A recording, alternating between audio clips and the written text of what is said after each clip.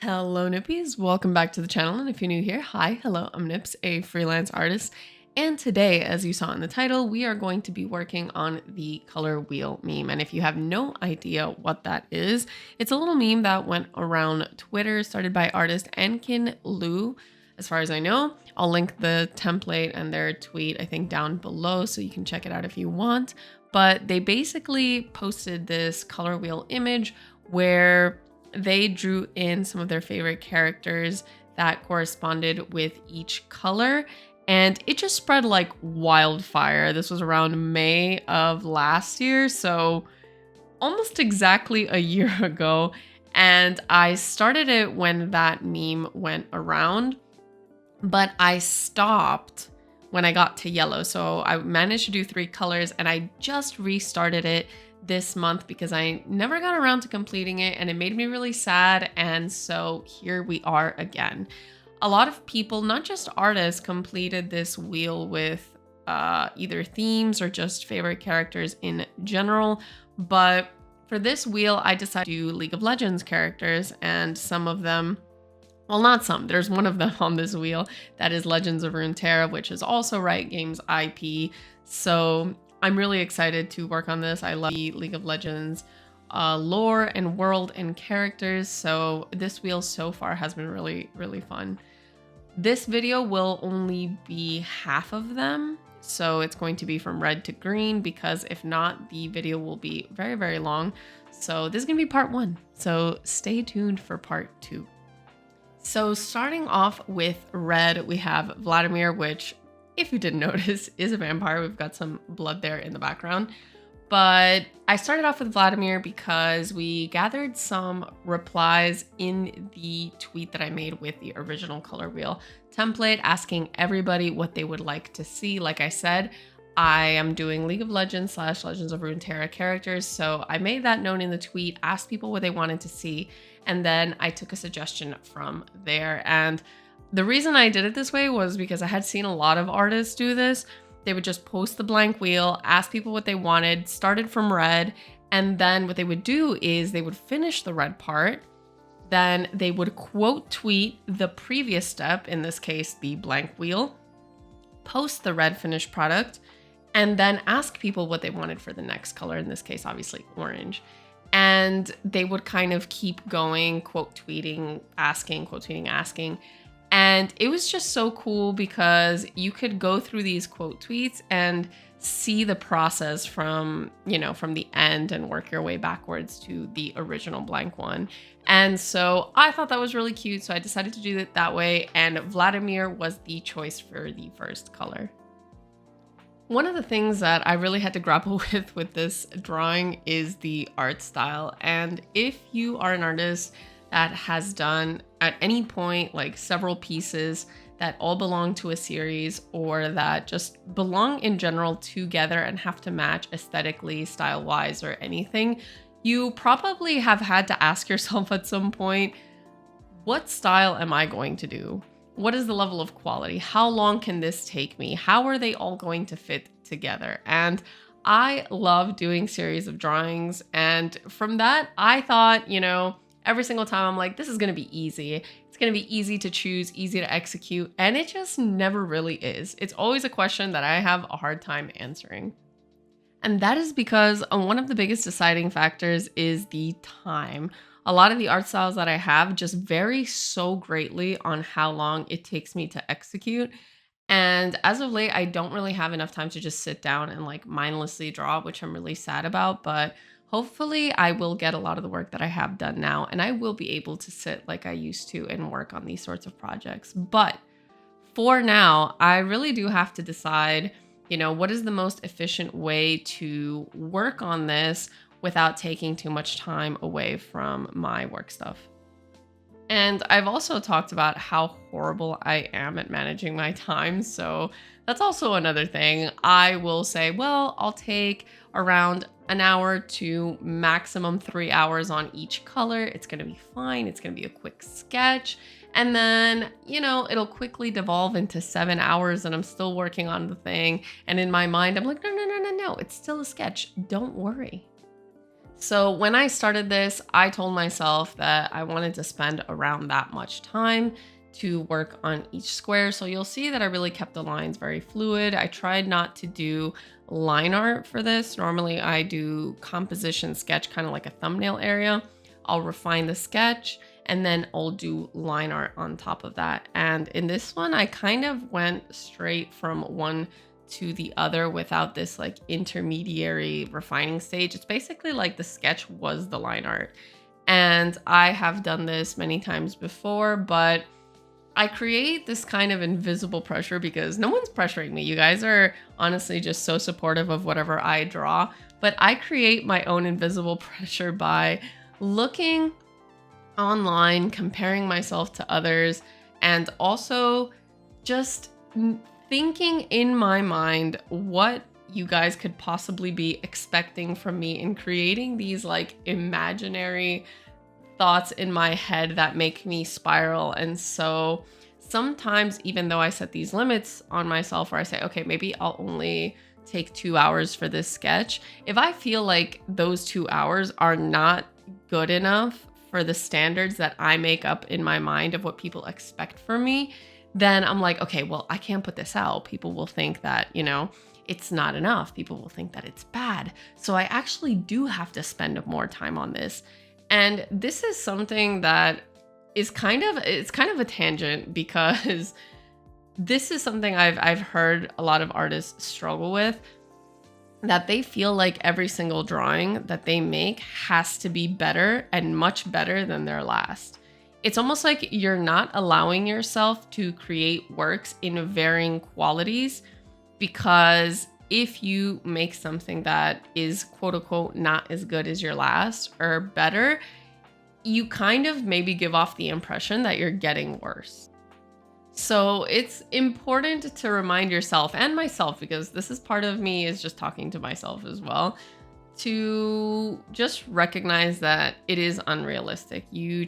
Every single piece you draw cannot be better than your last. And better is obviously a subjective, term, because maybe a sketch that you did could technically, I guess, be better than maybe the last illustration that you did. It depends on what you consider better, right? Like, is your understanding of anatomy just so much better than the one in your illustration that you feel like this is an improvement, even though it took you less time, even though it's not at the same quality? So, kind of a tangent, but just things that I tried to keep in mind, that it's okay to do scribbles right after a 30-hour illustration, and it doesn't mean I'm a worse artist because of it. So all of that to say, this is the art style that I chose. It is much messier than I'm known for. I know a lot of people really compliment my line work, which I'm really grateful for. But I did feel a little self-conscious creating this because the line art is intentionally more messy, because if not, this drawing was going to take forever. And I say that, but look at me actually doing lines for this Azir. And once I get into the Illaoi, which is going to be, spoilers, the green one, you'll see how I really go into the lines. And let me not even tell you about the cyan. That one, if you guys want to check it out on Twitter, that one's already posted, but that's going to be for the next video. So you'll see the progression of quality as it goes on. And I said it on stream as I was working on the Illaoi, and the cyan is just how much I just wanted to be happy and not limit myself and just have a good time. And so I kind of abandoned this whole sketch quality thing intentionally this time, in order to just have fun with it, even if they were different from the ones that came before them. And I think one of the reasons that I really enjoyed doing that was just because I had worked on these three so long ago that I really wanted to see the evolution of my art style, my, skill level and everything. And so I kind of willingly said, you know what, even if I upgrade this, even if I kind of stray off a little bit, I really, really want to see my evolution. But back to the actual wheel. Oh my goodness, I've been going on tangents so much. As you can see, there is no structured script for this video, so I apologize in advance for all the sidetracking that will inevitably happen. So for orange, we have Nar, and in the back, I managed to squeeze the Legends of Runeterra character I mentioned earlier, Nako. They are both Yordles, and they are just so cute. I love their designs. I could not pick one. There were so many good suggestions under this thread. So, you know, thankfully, Nar is very small, so I managed to squeeze in Nako in the back, and I normally like to kind of focus more on the face and portraits, and so because I'm doing that, it makes it really hard to fit more than one character unless I make the other one really small in the back. But a lot of these like negative spaces work to kind of let some of the characters overlap so that they really all feel like they're in the same drawing. So you'll see like Nar's tail and hand are over the red, and then some of Vlad's, you know, collar is on orange, Azir's head on top, and so having this kind of overlapping motif really makes them all Tetris really nicely. And I say that because it is probably one of the more difficult things to do in this drawing, but also the most fun and rewarding, because just working on the poses and making it fit so that the character is the right size. You're showing all their, you know, classic characteristics and features, outfits, tattoos, everything, plus the lighting.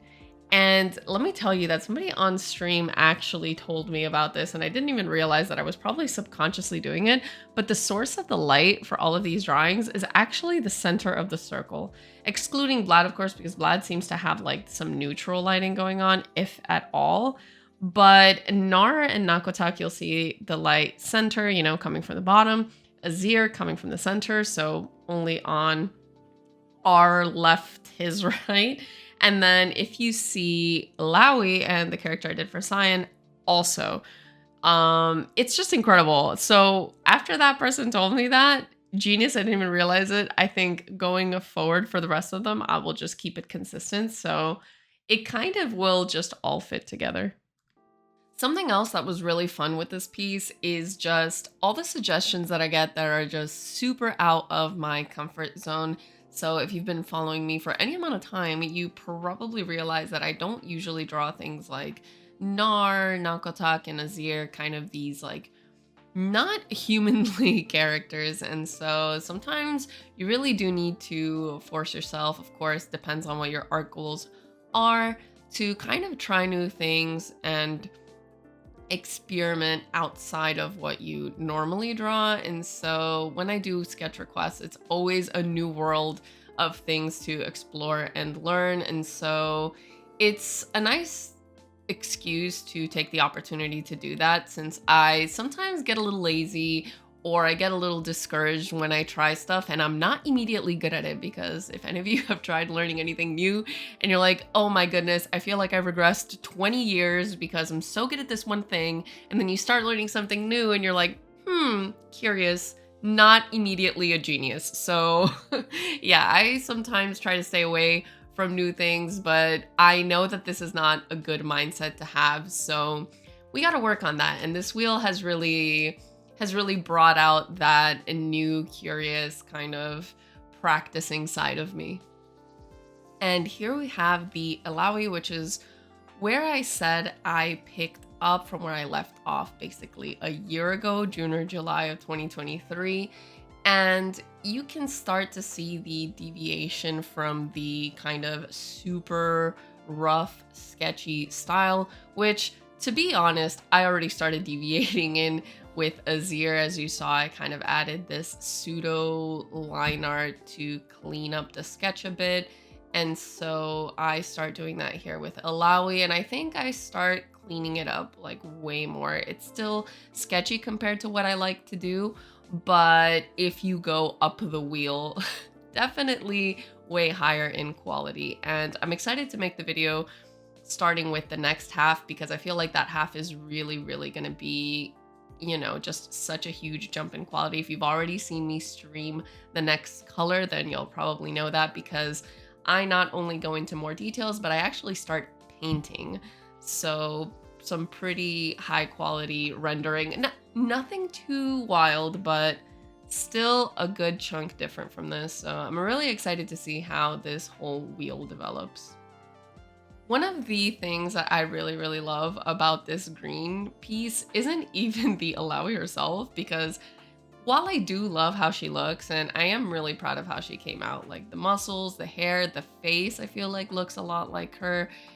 But oh my goodness, the tentacles that I drew around her in order to frame the green area kind of surprised me, because I normally don't, like I said, draw anything that isn't like humans. And so getting them to look kind of like tentacles while still framing the picture, still looking like her tentacles, and also the coloring of the actual tentacles, if you see her splash art, are glowing. And so there were a lot of factors that I had to take in order to kind of make it all work together. And then on top of that, I chose to stylize them a little bit, because I didn't want to full render them, because then I would be in a situation where I would have to go back in and full render the Illaoi as well, because then it would just look out of place. And these things are things I'm not very good at doing if it's not a human. And so I was pretty proud of my color picking and choices and placement in order to do all of that while still maintaining Illaoi as the focus. And maybe I'm saying this delusionally, because some of you might just look at this and be like, hard disagree. But you know what? I'm proud of it. I like how it looks. And it's not perfect, but I do feel a sense of accomplishment with how it came out. And I'm just really excited to see how, once everything is complete, I'll be able to continue to Tetris it more, because not only am I touching this up to Tetris together as the colors go on, but I do intend to, once it's all complete, to do the final touch-ups, if you will, to make sure that everything just looks like one cohesive piece. Because even now you'll see that it's slightly muddy. Some of the pieces are not kind of flowing well into each other. It looks a little busy. And if you notice that small kind of desaturated spot under Illaoi's fist, that gives you a good, you know, space division and you know, clarity between Azir and Illaoi. I intend to go back and do for the whole piece once it's done, to create these very clear visuals and dimensions. So really excited for that. Looking a little too far into the future right now. Just gotta focus on getting all the colors done. But yeah, for now, we did finish half the wheel. So if you want to check out the finished products and the process and everything, I post work in progress as well on Twitter. I'll put the links down below. And thank you so much for watching. Hopefully I didn't ramble off too much today. Let me know what you thought down below. Leave a comment, like the video if you liked it, subscribe, join the Nippy family. The more, the merrier. And stay tuned for part 2, because I'm excited for the rest of the wheel. And a huge shout out and thank you to all of my subscribers over on Patreon for allowing me to continue making art, not just on YouTube, but in general. I really do appreciate it. And if you didn't know I had a Patreon, go check it out down below. I share works in progress of my webcomic, which the links are also down below, give you art critiques and feedback, do sketch requests, safe for work and not safe for work. A lot of fun stuff over there. So thank you again for watching, and I will see you guys next week. Bye!